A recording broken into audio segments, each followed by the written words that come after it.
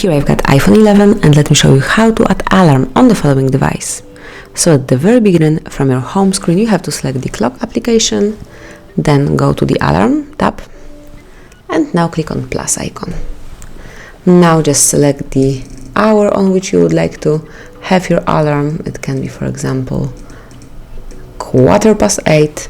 Then you can select if you would like to have it repeated on every Monday, Tuesday, Wednesday, Thursday, Friday, Saturday, Sunday. So let me pick, for example, every Tuesday, Thursday and Friday. Then let's go back. Then let me personalize the label so it can be wake up or anything else you want.